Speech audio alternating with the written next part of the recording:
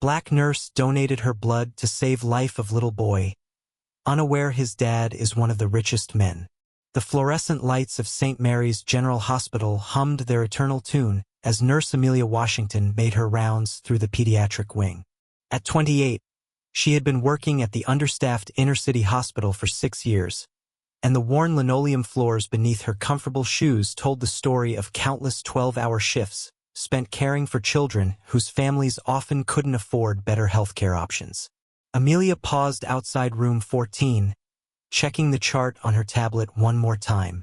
Inside lay 7-year-old Jamie, a boy who had been brought in 3 days earlier after a devastating car accident that had claimed his mother's life and left him fighting for his own.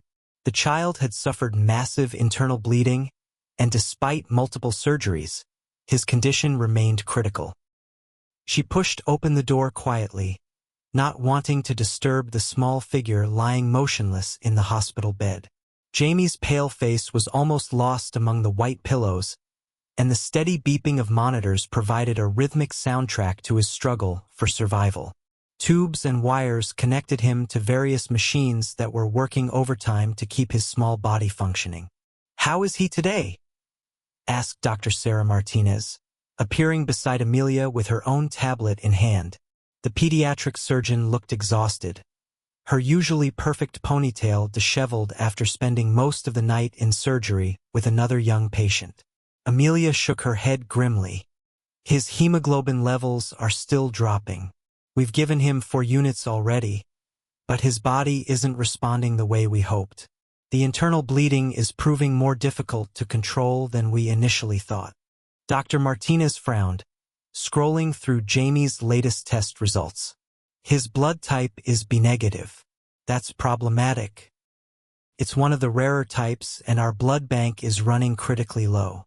The regional blood center is having supply issues, and their next delivery isn't scheduled until Thursday."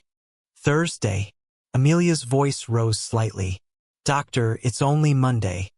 He won't last that long without more blood." "I know." Dr. Martinez rubbed her temples, the weight of the situation evident in every line of her face. "I've already called 3 other hospitals in the area, but everyone's dealing with the same shortage. There was a major pileup on the interstate over the weekend, and the demand has exceeded supply across the entire region." Amelia looked back at Jamie's peaceful face, her heart aching for the child who had already lost so much. In her 6 years of nursing, she had seen too many cases where children suffered due to circumstances beyond anyone's control, but this felt different. This felt like something she might actually be able to help with. "Doctor," she said slowly, an idea forming in her mind. "What's his exact blood type again?" "B negative." "Why?" Amelia pulled out her phone and opened an app she had downloaded years earlier but rarely had occasion to use. Her fingers trembled slightly as she navigated to her donor profile. "I'm B negative too. I've been a registered donor since college, but I haven't given blood in over a year because of my work schedule." Dr. Martinez looked up sharply. "Amelia, you can't be serious. Direct donation like that. It's not standard protocol, and you're already working double shifts. Your body needs. My body needs to help save this child's life." Amelia interrupted, her voice firm with conviction. "Doctor, look at him. He's 7 years old. His mother is gone. His father hasn't been located yet, and he's lying here fighting for his life because we don't have enough of the right blood type. If I can help, then I have to help. Dr." Martinez studied Amelia's face, seeing the determination that had made her one of the most respected nurses in the pediatric wing. "Are you absolutely certain about this? Direct donation carries additional risks, and the testing process." "I'm certain," Amelia said without hesitation. "I had my annual physical last month, and everything came back perfect. I've never had any communicable diseases. I don't drink or smoke, and I exercise regularly. If my blood can save Jamie's life, then take as much as you need." 2 hours later, Amelia lay on a gurney in the hospital's blood donation center, watching as her B negative blood flowed through clear tubing into collection bags. The process was more intensive than a standard blood donation. The medical team needed to collect multiple units to give Jamie the best chance of survival, which meant Amelia would be giving nearly twice the amount typically taken from a single donor. "How are you feeling?" asked Linda, the phlebotomist who was monitoring the donation process. "Any dizziness or nausea?" Amelia shook her head, though she was beginning to feel lightheaded. "I'm fine. How much more do you need?" "We're almost done with the third unit. Dr. Martinez wants to have 4 units available, just in case Jamie needs additional transfusions over the next 48 hours. As the donation continued, Amelia closed her eyes and thought about Jamie's peaceful face. She had seen his type of injuries before, the kind of trauma that often proved fatal despite the best medical care available. But she also knew that blood transfusions could work miracles when performed at the right time with compatible blood. "All finished," Linda announced, carefully sealing the final collection bag. "You've just donated 4 units of blood, which is extraordinary. Most people can only safely donate 1 unit at a time." Amelia tried to sit up and immediately felt the room spin around her. "Whoa. Maybe I should take this a bit slower." "You're staying here for observation for the next 4 hours," Linda said firmly, gently pushing Amelia back down onto the gurney. "Doctor's orders. What you've done is incredibly generous, but your body needs time to recover." As Amelia rested, the medical team rushed her blood through expedited testing and cross-matching procedures. Within an hour, the first unit was being transfused into Jamie's small body, followed by the second, then the third. The change in his condition was almost immediate. His color improved, his vital signs stabilized, and for the first time in 3 days, his medical team began to express cautious optimism. Dr. Martinez found Amelia in the recovery area 6 hours later, sipping orange juice and nibbling on crackers while reading to a young patient whose mother couldn't visit during the day. "Amelia," she said softly, not wanting to interrupt the story, "could I speak with you for a moment?" Amelia finished the chapter and promised the little girl she would return later, then followed Dr. Martinez into the hallway. "Jamie's responding beautifully to the transfusion," Dr. Martinez reported, her smile the first genuine expression of joy Amelia had seen from her in days. "His hemoglobin levels have stabilized, the internal bleeding appears to have stopped, and his kidney function is improving. You quite literally saved his life." Amelia felt tears welling up in her eyes. "Is he going to be okay?" "Barring any unexpected complications, yes. He's got a long recovery ahead of him, but he's going to live. And it's entirely because you were willing to give so much of yourself for a child you barely knew. Any nurse in this hospital would have done the same thing," Amelia said, though they both knew that wasn't necessarily true. "Perhaps," Dr. Martinez replied, "but you're the one who actually did it." Over the next 3 days, Amelia checked on Jamie constantly during her shifts, watching as he slowly regained consciousness and began the difficult process of learning that his mother had died in the accident. The social workers were still trying to locate his father, and Jamie remained largely alone except for the medical staff who had become his temporary family. On Thursday afternoon, Amelia was adjusting Jamie's 4 when he spoke for the first time since the accident. "Are you my angel?" he asked in a small, weak voice that broke her heart. Amelia smiled, brushing a strand of hair away from his forehead. "No, sweetheart. I'm just your nurse. My name is Amelia. The doctors said an angel gave me blood to make me better," Jamie continued, his 7-year-old logic trying to make sense of everything that had happened. "Was that you? I gave you some blood, yes, but I'm not an angel. I'm just someone who wanted to help you get better." Jamie was quiet for a moment, processing this information. "My mommy said angels watch over people. Are you watching over me?" Amelia felt her throat constrict with emotion. "Yes, Jamie.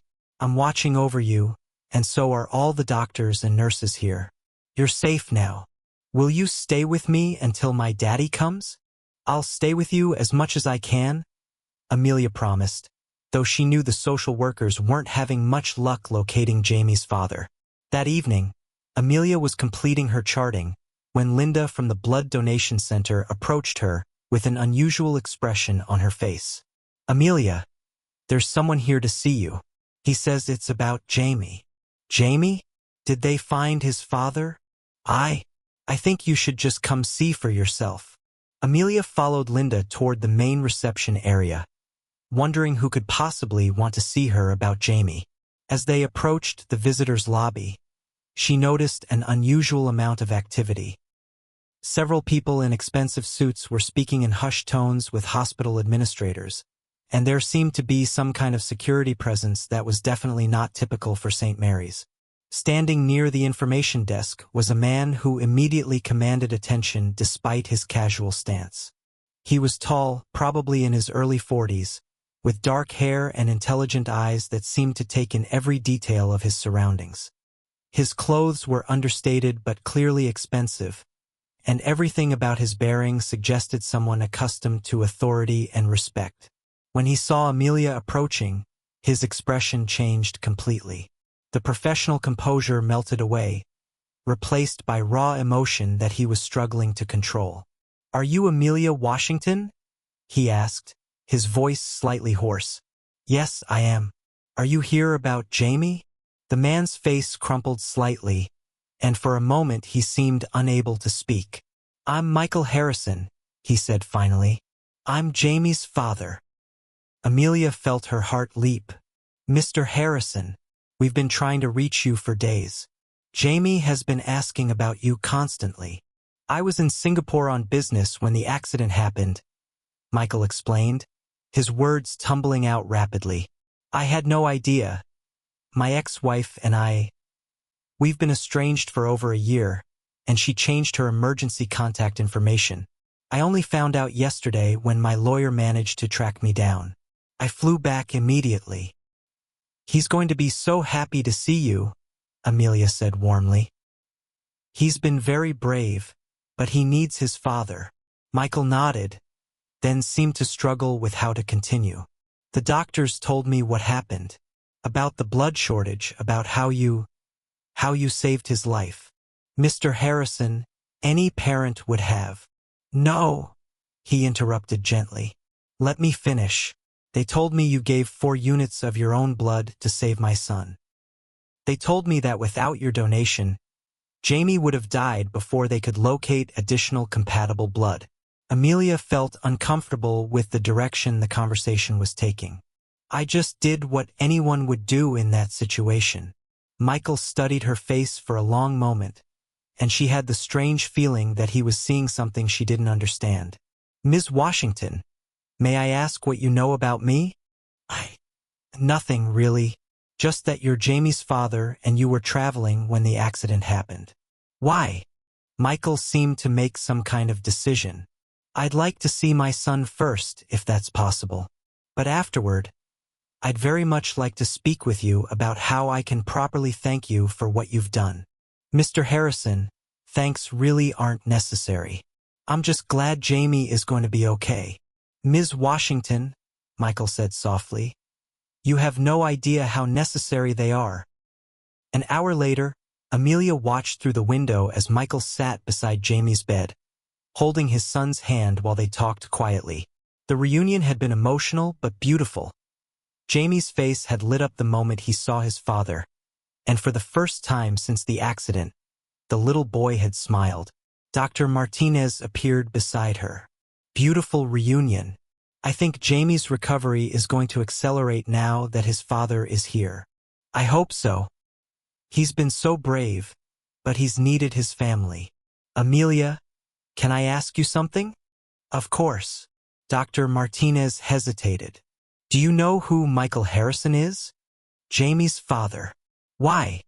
Have you ever heard of Harrison Technologies?" Amelia shook her head. "Should I have?"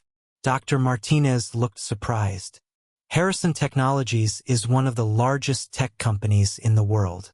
They developed most of the software that runs modern hospital systems, including the systems we use here at St. Mary's.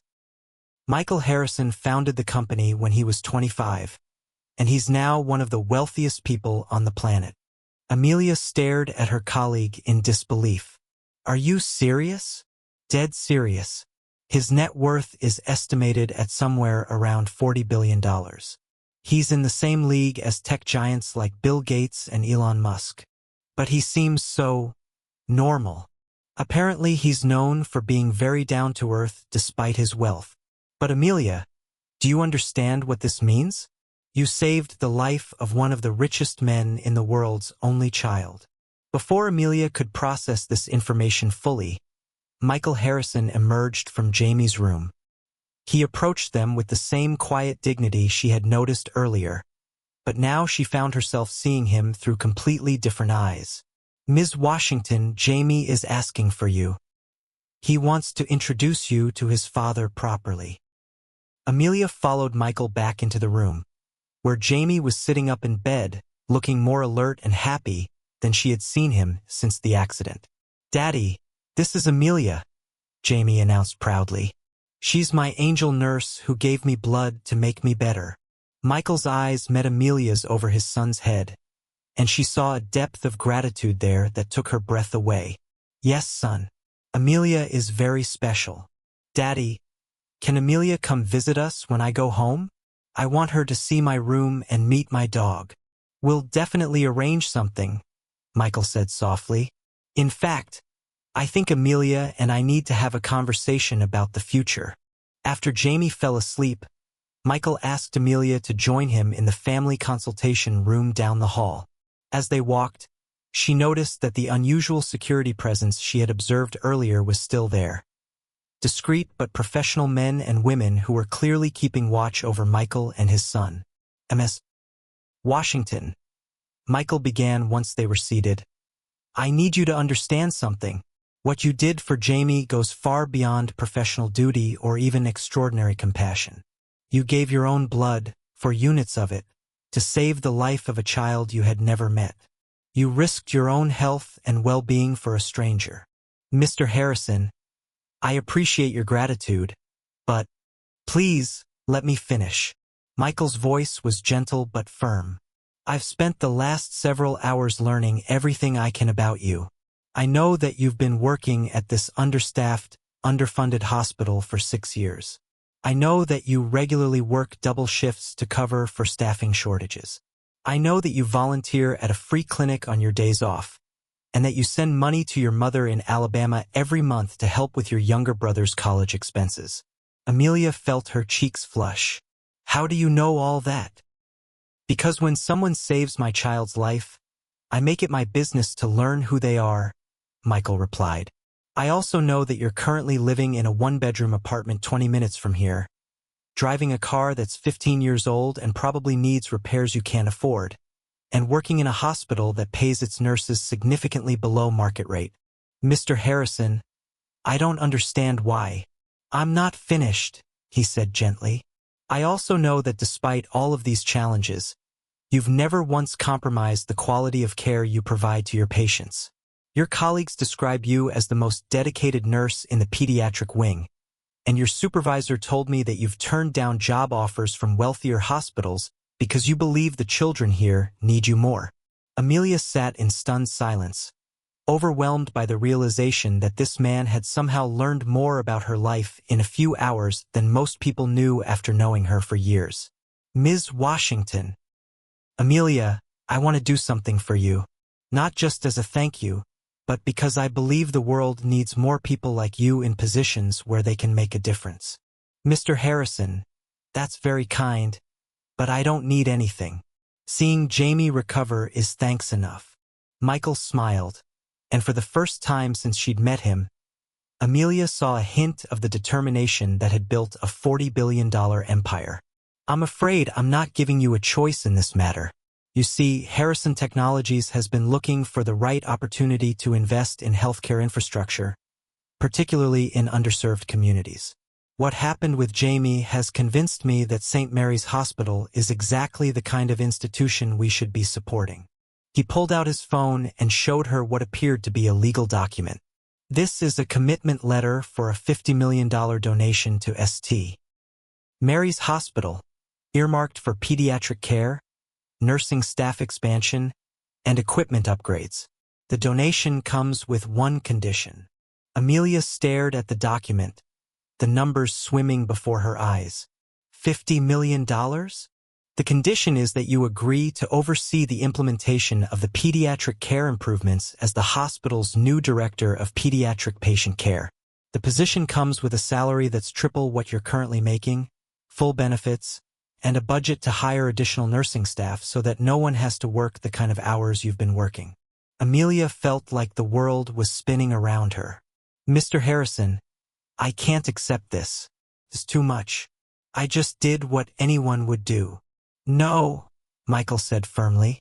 You did what you would do, and that's exactly why I'm making this offer. The world is full of people who talk about helping others but don't act when it matters.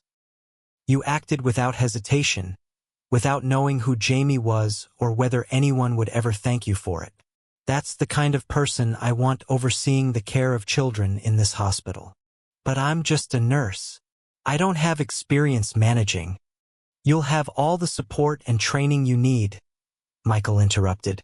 And you'll still be hands-on with patient care. That's non-negotiable. This isn't about taking you away from what you love. It's about giving you the resources to do more of it. Amelia sat quietly for several minutes, trying to process everything that was happening. When she finally spoke, her voice was barely a whisper. Why are you doing this? Michael's expression grew serious. Because 3 days ago, I was a father who had lost his ex-wife and was about to lose his son. Today, I'm a father who gets to watch his child grow up because a stranger was willing to give part of herself to save him. There is no amount of money that could ever repay that debt, but I can try to ensure that other chi. Of course, take all the time you need. But Amelia, I want you to understand something. This offer isn't charity, and it's not a reward. It's an investment in the future of pediatric care, and you're the person I trust to make that investment worthwhile. Over the next week, as Jamie continued to recover and prepare for discharge, Amelia found herself in a whirlwind of meetings with hospital administrators, architects, and Harrison Technologies executives. The $50 million donation was real, and the plans for expanding St. Mary's pediatric capabilities were already taking shape. But more importantly, Amelia had the chance to see Michael Harrison as a father rather than a billionaire. He spent every possible moment with Jamie, reading to him, helping with his physical therapy exercises, and slowly rebuilding the relationship that had been strained by his divorce and demanding work schedule. You know, Jamie said one afternoon as Amelia was checking his progress. My daddy says you're going to help make this hospital even better for kids. If I decide to take the job, yes. But that's still a big decision. Are you scared?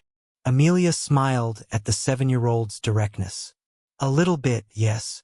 When I was scared about the surgery, you told me that sometimes being brave means doing something even when you're scared.